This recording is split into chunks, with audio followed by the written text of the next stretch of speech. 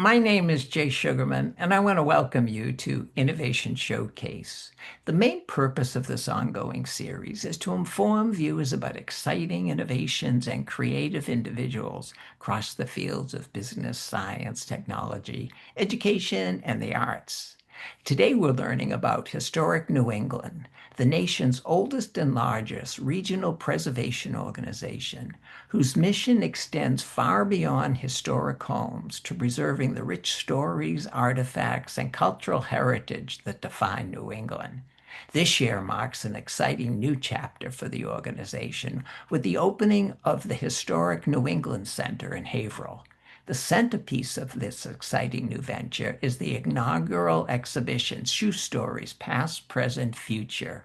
Drawing from historic New England's extraordinary collections, many objects being displayed publicly for the first time, the exhibition traces more than 4 centuries of shoemaking, design, craftsmanship, and innovation throughout New England. Joining us is Michelle Finamore, exhibitions and programming consultant for Historic New England Center for Preservation and Collections, and one of the co-curators of Shoe Stories Past, Present, Future. During the program, learn about historical New England's ambitions, vision for its new center, explore the fascinating history behind one of New England's defining industries, and take a closer look at an exhibition that invites all of us to see footwear not simply as something we wear, but as a remarkable window into our shared history and our collective future. Let's start by meeting Michelle. Welcome. So delighted you're able to be here, Michelle. Thank you so much for having me. I'm really excited to talk to you and your listeners about shoe stories. I've long admired the work of Historic New England. I was very excited to find out about the new center in Haverhill and the accompanying exhibit. Before we jump right to that, I think it would be of interest if you'd briefly share maybe a little bit more about your background, professional interest, current positions. Sure. Yeah, I'm happy to. I am a fashion and design historian and curator, and I've been in the field now for too many years to mention. But I was previously, I was at the MFA Boston probably for my longest tenure as the fashion curator there, where I did a number of shows, and then left there in 2019. And I've been an independent curator ever since. So I've been working with all sorts of institutions. I've done exhibitions for Crystal Bridges Museum of American Art, New Mm. Orleans Museum of Art. I'm working with Historic New England now. I have a couple of exhibits coming up, one at the Bard Graduate Center in New York this fall. So I've been exploring kind of all aspects of fashion, design, and film history through the lens of material culture at many places. And I love what I do. I feel very fortunate to be gainfully employed. Oh, fabulous. Well, given your background, I think Historic New England's very fortunate to having you as a member of staff. For those who may not be familiar with Historic New England, could you introduce us to the organization and its overall mission, please? Sure thing. Yeah. So Historic New England was founded in 1910 and is the nation's oldest, largest, and most comprehensive independent preservation organization. It is It has an amazing array of 38 historic properties that are spread throughout New England. So this interest in preserving architecture, but also the objects that come along with that architecture is a key focus for historic New England. So in addition to these 38 historic properties that really extend from 17th century kind of modest scale homes through the Gropius House in Lincoln, Massachusetts, which is an icon of modernism. Um, all of the things that come along with these places are also preserved by Historic New England. So in Haverhill, as you know, we have the two buildings now, Burgess and Lang buildings, which were former shoe factories. We have over 100,000 objects and over a Wow. million Yes, it's amazing. And over a million archival documents, all kind of related to New England life, culture, and history. The historical New England Center is just a remarkable new addition to Haverhill. What inspired Historic New England to create this new facility? Well, Historic New England had been in one of those shoe factory buildings since the 1980s. They acquired one building in 2006, and then just a few years ago, acquired the sister building because the two shoe factory buildings were actually built as a twin pair. They were really remarkable new concrete architecture. They were kind of the cutting edge architecture of the moment for factory construction. One of the goals of the director and the organization the board is to think about how we can transform these two buildings into an art, culture, and history center that can be truly transformative for the region. So, as you know, Haverhill is, formerly industrial town that was just buzzing with activity for much of the 19th and 20th centuries. Like many industrial towns in Massachusetts, many of these gateway cities, things have shifted and changed when production started getting outsourced. And so many of them have gone through various, kind of like just have had various histories in terms of revitalization. And so one of the goals with this is to really catalyze revitalization of the downtown area. And we're very excited about that. Just building on that, why was it important to locate the center inside former shoe factory rather than constructing a completely new complex? Well, as a preservation organization, Historic New England is keenly interested in preserving historic buildings, right? And this is very much a part of our industrial history, the fabric of these communities. These buildings still stand, and that's pretty amazing. So, adaptive reuse is something that is, just part of the mission of Historic New England, as well as sustainability. And it is more sustainable to kind of transform these buildings than to knock them down and build something new. There are a number of reasons for really working with what we have. They're also fabulous buildings. I mean, it's over 600,000 square feet of space Wow. for the history. Yeah, it's amazing. And these floors, like when you go in, so many have been separated out into offices and other, for other use. But what we did on the first floor is we demolished the entire first floor interior. And so when you walk in and we open up the doors in shoe stories, you can see all the way to the back of that building. And Mhm. that's how they were constructed, were to be these huge floor through spaces for workers and for manufacturers. And the vastness is very impressive. Beyond exhibitions, what role do you envision the Historic New England Center playing within the Haverhill community?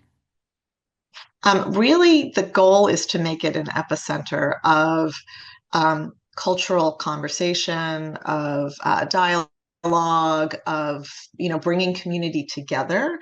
I mean, one of the things I found as a curator in Boston for many years is that we have this amazing creative economy, and it's very rare to have that hub where everyone can be Mm. together, and this kind of pollination and this just communication can thrive. And so that's always, a big goal for us in terms of the future of the space. And, there'll be a lot of different ideas for how the space gets used. But like one of my hopes and dreams would be to actually have some working artists live spaces or at least artist studios. So it can truly be something that, addresses the past, but also looks towards the future in terms of what New England making can represent. Given Haverhill's past, Shoe Stories is the perfect exhibition to open the building. What overarching story did you and fellow curators most want visitors to take away? So yes, I co-curated this with Lorna Condon, who's she's the chief curator and head of archives, and then Nora Carlson, who is also a curator of fashion and decorative arts. And one of I mean, there's so many messages we'd like to communicate, but what we really are leaning into is how this history is still very present in our current moment and how we can really learn from that history in terms of what kind of creativity and manufacturing and industry can be for the future. So, shoes are so intimate. They're such an intimate expression of who we are. And whether or not you are making a statement when you put on your pair of shoes, like whether or not it's conscious, you are making a statement, right? So whether you're wearing sneakers or high heels or work boots or whatever, it is this identifying mark of kind of who you are as a person and how you walk through the world. And so the story piece of it is super important to us. And we really wanted to just get at how each individual shoe can represent the stories related to the makers, to the wearers, to the buyers, to the sellers. I mean, we're really trying to kind of cover those various angles. And so we try to draw and tease out those stories from each shoe as best we can. Oh, and exceedingly accomplish. Um, those who haven't had the opportunity yet to visit, we're fortunate to have a wonderful selection of images and have this opportunity to go on a behind the scenes tour with you. So as we bring up the images, feel free to inform us how the exhibition's laid out and to point out some of the features we're appreciating in front of us. Okay, happy to. So yeah, this is the introduction to the exhibition. The space is not just an exhibition gallery. So it's actually a space where we have a desk, we have some space to kind of sit. We have a very large video wall on one side of the gallery, and then we have this huge, very massive central case that serves as kind of the central spot for display. And then this is kind of more a traditional gallery on like the right side of the space. So this kind of gets you acclimated. I mean, we have an introductory panel there. We started out with some really fun design. So that first case includes work by a local designer named Chris Donovan. So he is that white boot with that really sculptural heel. Mm. He's an amazing story. He's really worth listening to. So one of the other things, I mean, there are a number of things we're trying to kind of communicate in the exhibition. One is the vibrancy of the industry right now, because we do have incredible makers, factories, creators, designers in New England still, right? The industry is not dead. It's at a different scale, but Chris Donovan is one of these designers who represents that. He's a former TV repairman, and he decided to go learn how to make shoes, which Wow. was always his passion at age 50. So Whoa. he went, I know it's amazing. So he went to Polimoda in Italy to learn how to become a shoemaker. It totally shifted his whole thinking. Oh, that's And fabulous. he's so wonderful to listen to. We have a number of designers like him. Tom Solo is another one. Sarah Guerin, who makes custom cowboy boots, who we interviewed. And so one of the things we're very proud of is that we have kind of this application, these screens in the gallery, as well as online, where you can go in and listen to them talking about their work. So you can listen to his story, you can listen to Tom Solo, Stuart Weitzman. So again, bring this idea home that this is still an industry in our region is very important to us. And then we have it kind of this is a really important wall for us. We do want to make sure we call out the archival images that are very much a big part of what Historic New England preserves and collects. And so this is specifically about the worker stories. Mm. We really felt like it was very important to tell the stories of the people who actually worked in these factories. And they were thriving, for a lot of the 20th century, and thousands of employees worked in factories in Haverhill and Lynn and Lawrence. And so one of the things we realized when we were putting this show together, and Lorna Condon was very instrumental in this, is that we didn't really have pictures of Haverhill workers, and it was really hard to find Yeah. pictures of any shoe workers anywhere. So Hmm. she did a lot of looking and digging on eBay and other places, and we did end up with a really nice selection. including some great images from a local named Phil Primack, who lives in Haverhill, Mass. And he took a lot of a lot of the factories were closing down in the 70s, as Hmm. well as conducted oral history interviews with them. And those will eventually be digitized online as well. But like, how do you get to the lives behind the shoes, right? Because this was such a key part of how we became the powerhouse that we did, right? So that's kind of one aspect of what we're showing in the exhibit. Terrific. Given the thousands of items in the collection, how'd you Mhm. decide which objects, photographs, and stories would best represent over 300 years of history? Yeah. Yeah, that's very challenging because, we kind of went in knowing there were certain aspects we wanted to highlight, right? So, and it was very hard to narrow down. I would say that the object checklist was at least double of what you see on display, but we knew we only had a certain amount of space. And so we tried to choose the objects that really helped us tell the story most effectively. And so, for example, this case you see in the front here, this blue case, is the story of rubber in New England, because a lot of people don't realize what an incredibly important role New England played in the development of rubber. Wow. So, yeah, so what we have there, you can kind of see there's this very almost modest looking, like slipper looking shoe on the right hand side of that case. That is a Brazilian rubber overshoe that was imported from Brazil. These shoes were the only rubber shoes you could get to cover your regular shoes if you were going out in inclement weather in the early 19th century. So they were imported in the hundreds of thousands from Brazil.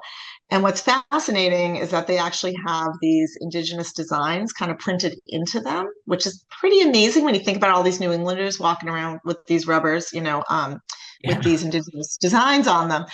But one of the reasons we wanted to show this is because um, this like form of rubber didn't actually last very well. It got brittle. It kind of fell apart at a certain point. It got tacky in the water. And in the 1830s, Charles Goodyear, who was a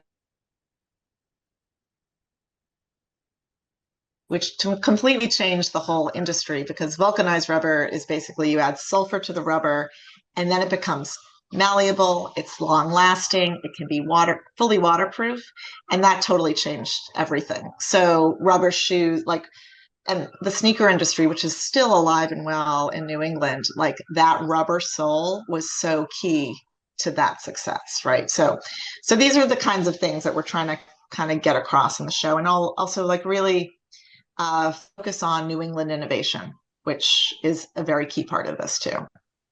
Definitely, definitely. Well, let's continue our tour. There's so much to see. Mhm. Yeah. Yes. So this is kind of looking to the back of the gallery. What you see in the back are actually doors. So these kind of large walls basically swing open, and then you can see the whole extent of the first floor, which is kind of amazing. But one of the things we wanted to do with the exhibit is make sure there was some interactivity. So on the left, which you see behind me, my wallpaper, and the wallpaper there is some wallpaper based on the shoes in the exhibit that was designed by Ruben Toledo, who's this amazing New York-based artist, graphic designer, illustrator, and that's a shoe selfie moment. And then the other section with the little shoe cutouts is a tell your shoe story section. So what we really wanted to do was have people give us their stories too. And so you can write it on these little cards.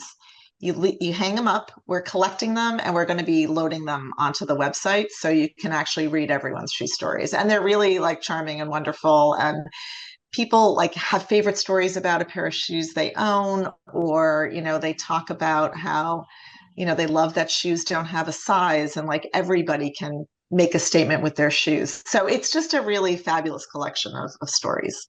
um, Oh, and we have a lot of it's generally divided into artful accessories, sporting, which you see in these green cases here, And then like the Haverhill story and the New England story is also another part of kind of the different sections of the exhibition. And let's move on a little bit. I know this was an area you've had some commentary. Um, any items here to highlight before we continue? Yeah, I mean, there's so many. I'm not really sure where to begin, but I will Yeah. point out. So we have these work boots, and you can see these pretty easily on the left-hand side. These were worn to by a worker who worked on the Big Dig in Boston, which Ah, is like one of these, things that's pretty unique to Boston, but also again, in terms of historic New England storytelling, really wonderful. And then next to those, we have Louis Vuitton, very high fashion work boots, great. which were kind of used as a commentary related to kind of the high, just like how these couture houses are kind of doing these sneakers and these work boots and these other kind of more modest types of shoes and elevating them to high fashion and charging a lot of money for them. But anyway, but it's just so interesting how the like it's part of this trend right now in America, American styles in particular, the sneaker culture, the work boots, the bean boots, moccasin, like all this stuff has Yeah. become fashion. It's so fascinating. So we have the local makers, like, well, maybe we'll talk about that later because I think you have a close up. But there's a great company in actually, if you go back for one sec, I'll just show you this one thing in Portland, Maine called Rancourt. And if you see right near the snowshoes underneath, Uh-huh. yeah, those are shoes that were made for the Olympics for Ralph Lauren, and they're made in Nice. Maine, right? I mean, this is the other thing about these local industries. So those are pretty awesome. And then Rancourt actually worked with us to create a man's shoe because they specialize in men's shoes out of bioleather. This new bioleather grown from bacteria that was invented in Worcester, Massachusetts. So again, thinking about how we kind of celebrate local industry and innovation. Yeah, wonderful, wonderful. We're gonna keep going here and get to one of the other areas I think you alluded to in your introduction. What are some of the features in this display? So this side of the gallery is focused primarily on the Haverhill story and New England a bit more broadly. But on the left, with that, you see like two big blue shoes. The left-hand side focuses specifically on Haverhill, and we wanted to obviously think about like, okay, what is the role of these two buildings in that history, right? So one of the things we realized is we didn't actually have a lot of shoes that were made in Haverhill in the collection. Hmm. So even though we're in Haverhill, right? But HNE moved into Haverhill in the 1980s, so this was past the heyday, right? So we acquired some shoes related to the Haverhill history, and you can see those in that section. And then we also acquired about 130 pairs of shoes from Stuart Weitzman's archive. So Stuart Weitzman is a very famous shoe designer who got his start in our building. And so his father had a shoe factory called Mr. Seymour Shoes in the building. And these are Beyonce's boots that were designed for the 2024 Olympics. And so he got his start in the building. And it was just so wonderful to kind of bring these shoes home because they span from the 1950s when his father had the factory all the way to the present to 2024. And Stuart is another person we have an oral history for, and it's really worth listening to. He walked into the building and he remembered exactly where everything was located. He's like, here are the cutters, here's the lasting machine. He talked about how he outsourced some of the bedazzling of the shoes to this woman in Maine. He remembered her name. Wow. She hand attached. I mean, it's amazing. So anyway, bringing those stories to life has been very satisfying. And I know Mr. Weitzman was also involved in this fabulous competition, Heart and Soul, the teen shoe design competition. Please share a little bit about that. Sure, yeah. Yeah, so one of the things we're really trying to do is outreach to younger people. Obviously, we want to really engage them in meaningful ways. And so this shoe design competition came about because we thought it'd be wonderful to have them really think about shoe design, think about causes that were important to them, and kind of wrap those two together. So we basically did outreach to 26 gateway cities, the 26 gateway cities in Massachusetts. Juniors, high school juniors and seniors could apply. They had to submit designs that showed the full shoe design as well as the sole, but more importantly, they had to have some meaning behind them. And so Stuart Weitzman, we had talked about kind of what we should do with this. And he said, I really want them to have a story. And so he and Allie Reisman were the judges, the local Mm. gymnast, Olympic Mhm. winning local gymnast, Allie Reisman. And I have to say, the entries that came in were just mind blowing. They were so fantastic. The themes they addressed, so it's everything from autism. Alec Piper Geardes, he won the $10,000 scholarship for the sneaker design. Wow. It was inspired by autism and the way he like very sensitively designed like the like how autistic people interact with their shoes into the design was really amazing. And then Gemma Murphy of Salem, Massachusetts won in the high fashion shoe, and that was about women's rights. Zelda Kennedy designed something that was based on triple deckers and triple decker architecture. I mean, it was just some of them, you know, we're looking at environmentalism, racism. I mean, you name it. The gamut of kind of social causes they were engaged with was really impressive. So it was a really satisfying part of the exhibition. Most definitely, most definitely.